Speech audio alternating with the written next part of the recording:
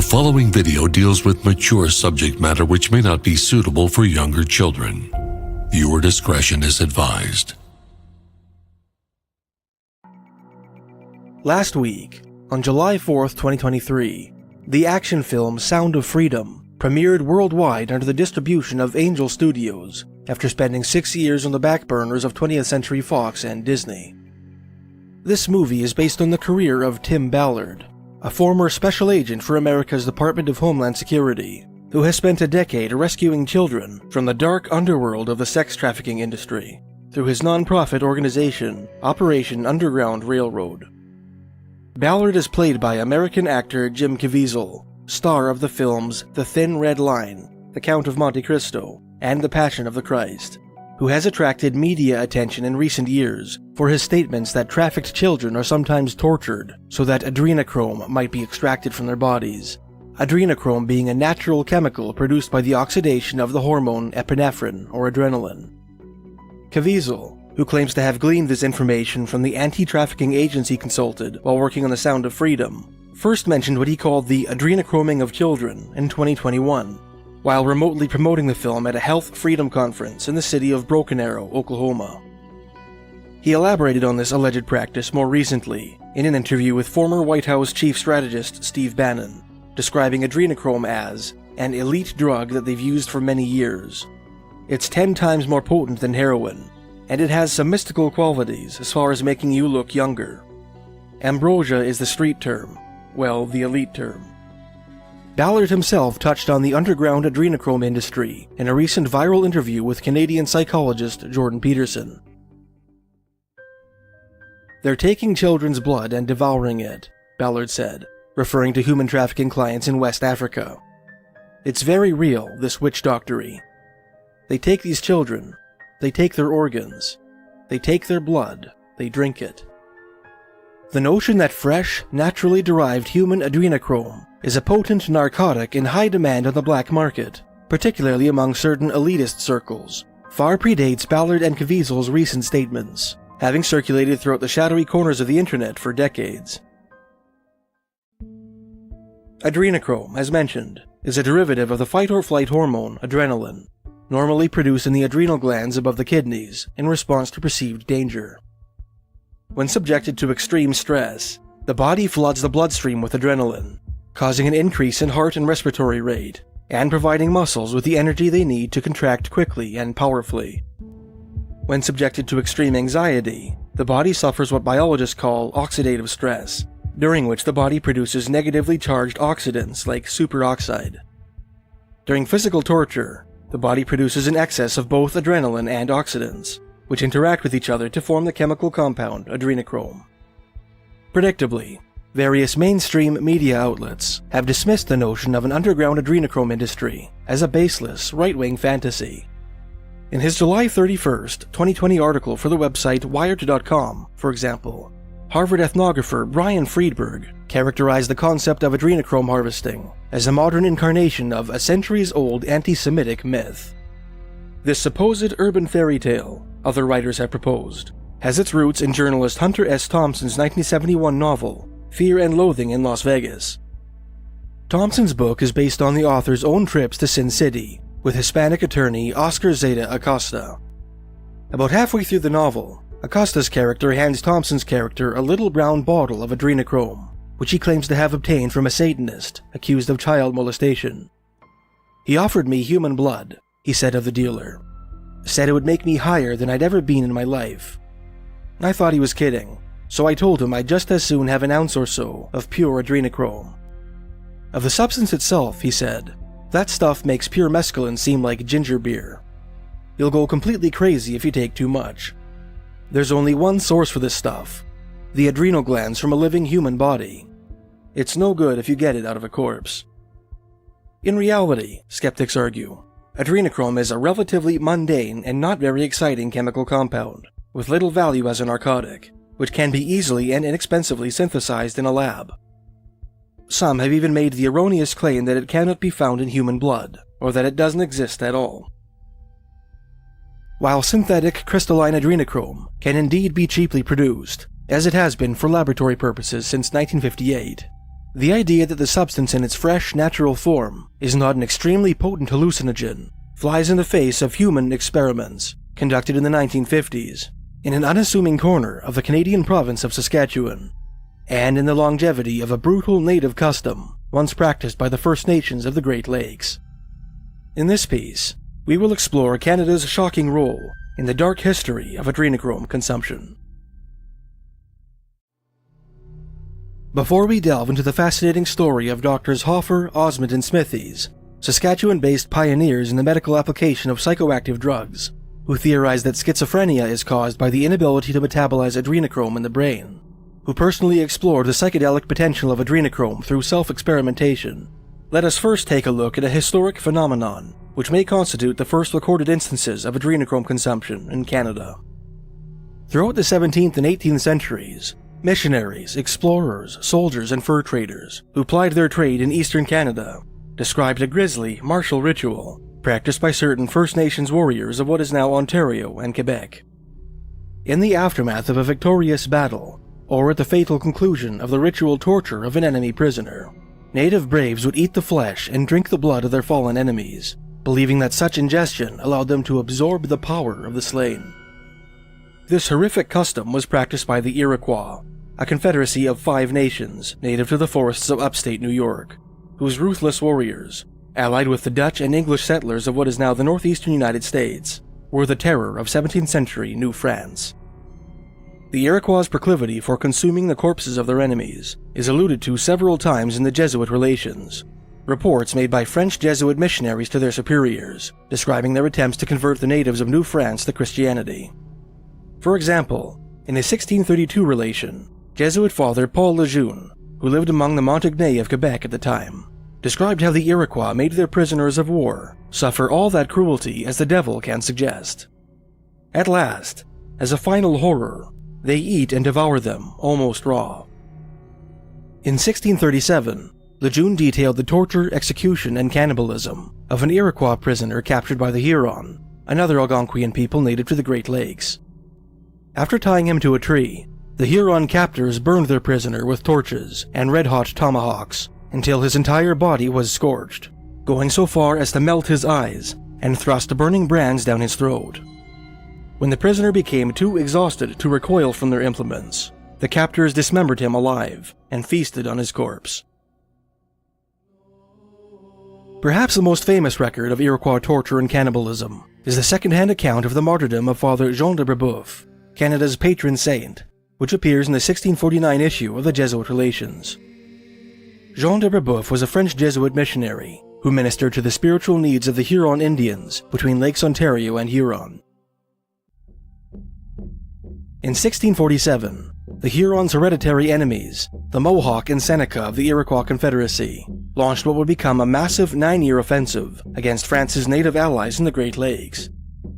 On March 16, 1649, Brebeuf and his assistant, Father Gabriel Lallemand, were caught in the crossfire of this so-called Beaver War, when the Iroquois captured the village in which they had established their mission and carried them off the Georgian Bay. On the shores of that great lake, as historian René Latourelle put it, they suffered one of the most atrocious martyrdoms in the annals of Christianity. Brebeuf's fate was recorded by his fellow Jesuit, Christophe Regnault, who learned the details of his last moments from some wounded Huron warriors who escaped their Iroquois captors and sought refuge in his cabin. The Huron fugitives described how the Iroquois had stripped the priest naked and tied him to a post before torturing him. First, they tore out his fingernails. Next, they beat every inch of his body with clubs. One member of Brebeuf's old Huron congregation, who had been captured by the Iroquois in an earlier raid and absorbed into the tribe, poured a kettle of boiling water on the Jesuit's head in mockery of the sacrament of baptism. The Iroquois then adorned Brebeuf with a necklace consisting of red-hot tomahawk heads strung together, and with a bark belt saturated with resin, which they set on fire. During all these torments, Regnault's informants told him, Father de Brebeuf endured like a rock, insensible to fire and flames, which astonished all the bloodthirsty wretches who tormented him. His zeal was so great that he preached continually to these infidels to try to convert them. His executioners were enraged against him for constantly speaking to them of God and of their conversion. To prevent him from speaking more, they cut off his tongue, and both his upper and lower lips. After that, they set themselves to strip the flesh from his legs, thighs, and arms to the very bone, and then put it to roast before his eyes in order to eat it. Those butchers, seeing that the good father began to grow weak, made him sit down on the ground, and one of them, taking a knife, cut off the skin covering his skull. Another one of those barbarians, seeing that the good father would soon die, made an opening in the upper part of his chest and tore out his heart, which he roasted and ate. Others came to drink his blood, still warm, which they drank with both hands, saying that Father de Brebeuf had been very courageous to endure as much pain as they had given him, and that, by drinking his blood, they would become courageous like him. The Iroquois offensive in which Jean de Brebeuf lost his life resulted in the displacement of the Huron, as well as the virtual destruction of the Neutral, Petun, and Erie nations, all allies of the French. After a ferocious French counterattack throughout the first half of the 1660s, the Iroquois entered into a shaky truce with the settlers of New France and established villages throughout the territories of their vanquished native enemies. In 1669, 20 years after the martyrdom of Jean de Brebeuf, two parties of French explorers set out together in search of the Ohio River. One of the groups was captained by René Robert Cavelier, Sieur de La Salle, an adventurer who would later establish the French colony of Louisiana, who at the time hoped that the Ohio River might constitute the legendary Northwest Passage. The other party was a company of Sulpician missionaries, led by François Delier de Casson, a French cavalry officer turned priest, who hoped to convert the natives of the Ohio River to the Catholic faith. The joint company embarked at La Salle's seigneury of Lachine, on the island of Montreal, and traveled by canoe up the St. Lawrence River and along the southern shores of Lake Ontario. At what is probably Irondequoit Bay, they came upon a Seneca Iroquois village, whose inhabitants invited them to stay the night. Unfortunately for the Frenchmen, the evening's entertainment consisted of the ritual torture and execution of a prisoner of war from the West, a well-built warrior in his late teens or early 20s. Casson's traveling companion and fellow Sulpician missionary, René de Brehon de Galinée, described the atrocity in his journal, Exploration of the Great Lakes, 1669 to 1670. For 6 hours, the Iroquois seared the prisoner from head to toe with a red-hot musket barrel, beginning with the soles of his feet. When he was sufficiently roasted, they forced him to run a gauntlet through the village, prodding him with lit torches and showering him with hot coals all the while. At length, Galinée wrote, after 2 hours of this barbarous diversion, they knocked him down with a stone, and throwing themselves upon him, cut his body in pieces. One carried off his head, another an arm, a third some other member, which they put in a pot for the feast. Many offered some to the Frenchmen, telling them there was nothing in the world better to eat, but no one desired to try the experiment. There are other tales of Iroquois torture and cannibalism, which appear in the letters and memoirs of the inhabitants of New France. In 1680, for example, while exploring the Mississippi River, La Salle and his companions came across the remains of hundreds of Illinois women and children, whom Iroquois warriors had tortured to death in a field. Most of the victims had been mutilated and partially eaten. In the summer of 1689, after hostilities resumed between the Iroquois and the French, Mohawk warriors attacked the French settlement of Lachine, which had developed around La Salle's old seigneury, and massacred its inhabitants. The warriors reputedly roasted and ate the settlement's children, including, according to some reports, a handful of preborn infants, whom they cut out of their mothers' wombs. Since there are no 17th century Iroquois warriors around today who might justify their people's practice of torturing and cannibalizing their enemies, we can only speculate as to the reason for this fiendish cultural quirk. Perhaps their barbaric rituals were simply expressions of supreme victory over their vanquished foes, the acts of torture and cannibalism being the most complete forms of control one warrior can exert over another. Perhaps, as historian George Franklin Feldman suggested in his 2008 book, Cannibalism, Headhunting, and Human Sacrifice in North America, A Forgotten History, citing a passage from one of Lejeune's relations, the Iroquois believed they were commanded to torture and eat their enemies by the deity they worshipped, the implacable sun god. Or perhaps, as Regnault's pitiable description of Brebeuf's martyrdom seems to imply, the Iroquois hoped to acquire their enemies' bravery through the consumption of their tortured flesh and blood, a notion that could only have been bolstered by by the powerful psychological effects of adrenochrome, which Iroquois torture executioners would surely have ingested in copious quantities.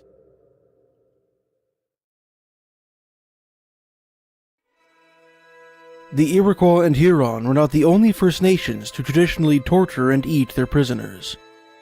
In the forests north of Iroquoian territory, and around the upper Great Lakes to the west, lay the traditional homeland of various Algonquian or Anishinaabe nations, like the Ojibwe and Ottawa.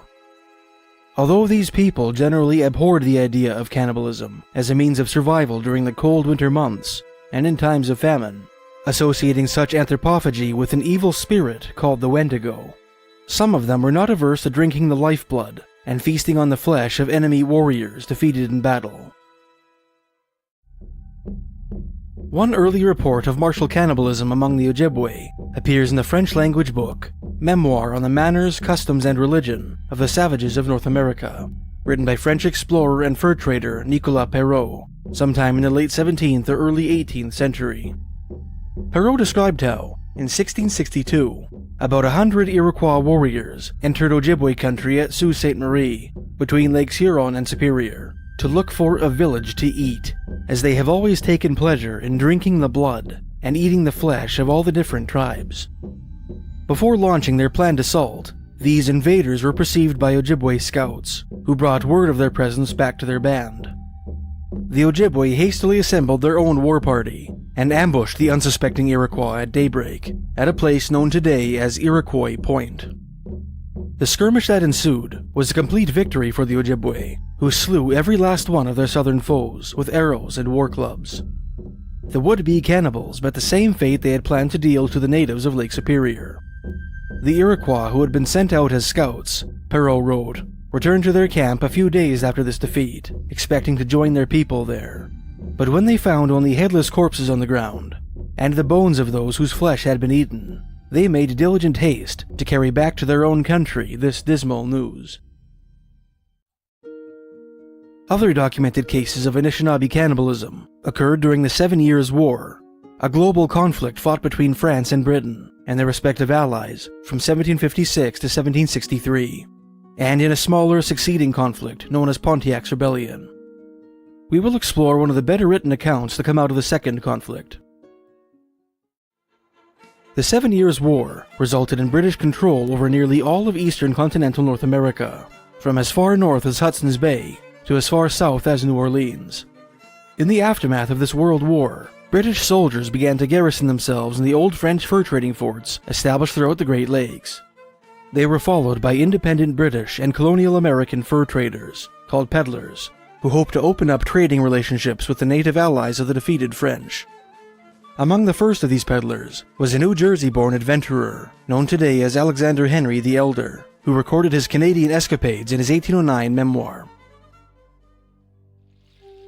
The Anishinaabe had no great love for the British, whom they had actively fought against during the late war. In comparison with their erstwhile French trading partners, who lavished gifts upon them at the commencement of trading sessions, and regularly married their sisters and daughters, the British seemed cool and condescending. On the orders of their general Geoffrey Amherst, who feared an Indian uprising, they also sold the natives less gunpowder and lead than they had grown accustomed to using. Unwilling to tolerate the subtle insults of these haughty red-coated conquerors, a handful of Anishinaabe nations rallied around an Ottawa war chief named Pontiac and attempted to violently drive the British out of their territory, sparking a 3-year war known as Pontiac's Rebellion. On June 4, 1763, at the outbreak of this conflict, Alexander Henry the Elder was trading at Fort Michilimackinac, at the northern tip of Michigan's Upper Peninsula, where a company of British soldiers had just taken up residence. Unbeknownst to the British, a local Ojibwe band had secretly decided to participate in Pontiac's rebellion, and concocted a brilliant plan to take the fort by surprise. In honor of King George III's birthday, the Ojibwe proposed to play a game of lacrosse with a visiting band of Sauk Indians just outside the fort, and invited the soldiers to watch. In the midst of the game, an Ojibwe player lobbed the lacrosse ball over the fort's walls, prompting the entire team to stampede through the fort's open gate. As they entered the complex, the players seized knives and tomahawks from the Ojibwe women who had inconspicuously stationed themselves at the gate, concealing the weapons beneath wool blankets, and proceeded to slaughter the unsuspecting Englishmen therein. Henry was writing a letter in his cabin when a cacophony of Indian war cries erupted outside, marking the commencement of the attack. "Going instantly to my window," he wrote, "I saw a crowd of Indians within the fort, furiously cutting down and scalping every Englishman they found." Henry seized a flintlock shotgun and contemplated stepping outside to help his fellow countrymen, but quickly realized that to do so would be suicidal. Observing that the Ojibwe were not harming any of the French-Canadian residents of the fort, Henry sought refuge in the cabin of one of his Gallic neighbors and found a hiding place in the attic. Through a crack in the wall, he watched the Ojibwe warriors go about their grisly work. "The dead were scalped and mangled," he wrote. "The dying were writhing and shrieking under the unsatiated knife and tomahawk, and from the bodies of some, ripped open, the butchers were drinking the blood, scooped up in the hollow of joined hands, and quaffed amid shouts of rage and victory." The day after the massacre, the owners of the cabin in which Henry had taken refuge handed him over to the Ojibwe. Instead of slaughtering him in cold blood, as some of the more hot-headed warriors expressed a desire to do, the Ojibwe chiefs shackled Henry with a handful of prisoners who had been spared the butchery of the previous day. Several days later, Henry was freed by an Ojibwe sub-chief whom he had befriended prior to the massacre. This intervention likely saved Henry's life. On the morning following his release, another Ojibwe chief, who was absent at the time of the massacre, arrived in camp and personally slaughtered 7 of the English captives with his knife in order to demonstrate his support for his countrymen's actions. The Indians dismembered the fattest of these prisoners, cooked his corpse in 5 kettles outside the lodge in which the prisoners were housed, and devoured him. Henry's friend and rescuer was invited to attend the ghastly feast, and returned to his lodge with a dish containing a human hand and a large piece of flesh. "He did not appear to relish the repast," Henry wrote, "but told me that it was then, and always had been the custom among all the Indian nations, when returning from war, or on overcoming their enemies, to make a war feast from among the slain. This," he said, "inspired the warrior with courage in attack, and bred him to meet death with fearlessness." With the possible exception of several cannibalistic killing sprees in the 1800s, which the Cree of Western Canada attributed to the diabolical influence of the aforementioned Wendigo, and a handful of war crimes committed during the Northwest Rebellion of 1885, the practice of drinking adrenochrome-rich blood seems to have died out in Canada with the Indian Wars of the 18th century. Canadian consumption of the chemical compound resumed in the mid-20th century, albeit on a much smaller scale, and in a manner far less appalling than its martial precursor. Since at least 1856, scientists have observed that fluids extracted from the adrenal medulla, the section of the adrenal gland which produces adrenaline, turn pink with prolonged exposure to atmospheric oxygen. In 1935, scientists crystallized this substance and dubbed it adrenochrome, a word which means colored adrenaline. By 1942, adrenochrome was being considered as a potential remedy for high blood pressure. Anecdotal evidence described in one academic paper suggests that, during World War II, Canadian field medics who found themselves short on morphine would sometimes extract adrenaline from the adrenal glands of deceased soldiers, allow it to degrade in the open air, and inject its pink derivative into the veins of the wounded. In addition to producing an anesthetic effect, this substance gave the soldiers to which it was administered vivid hallucinations. In 1952, 3 pioneering scientists based in the Canadian Prairie province of Saskatchewan took the world of psychiatry by storm by proposing a biochemical cause for schizophrenia, formulating a hypothesis which, upon further development, would come to revolve around adrenochrome. These scientists were Dr. Abram Hoffer, a Saskatchewan-born biochemist, Humphrey Fortescue Osmond, an English-born psychiatrist, and John Raymond Smithies, an India-born neuroscientist. At the time, both Smithies and Osmond worked at the sprawling Weyburn Mental Hospital in the town of Weyburn, Saskatchewan, a nightmarish institution which we explored in a previous piece, where they experimented on mental patients by administering them high doses of the psychedelic drugs mescaline and LSD. In their paper, Schizophrenia, A New Approach, Hoffer, Osmond, and Smithies noted the striking molecular similarity between adrenaline and mescaline. knowing from human experimentation and personal experience that consumption of mescaline produced a change in perception mirroring that of schizophrenia. They proposed that the latter disease was caused by self-intoxication, resultant of the body's inability to metabolize some hypothetical substance which the body naturally produces, a sort of intermediate between mescaline and adrenaline, which they called Substance M. The scientists later identified this chemical as adrenochrome. In a later reminiscence, Hoffer recalled the occasion on which he and his colleagues first considered adrenochrome as a potential candidate for their mystery substance. Their eureka moment took place in a small room at the back of a medical library in Saskatoon, Saskatchewan, following the very first meeting of the Saskatchewan Committee on Schizophrenia Research. After I had finished my talk, he wrote, Dr. D. Hutchin asked us if we would like to know what that pink stuff was in deteriorated adrenaline. We were electrified at his question. He told us it was adrenochrome.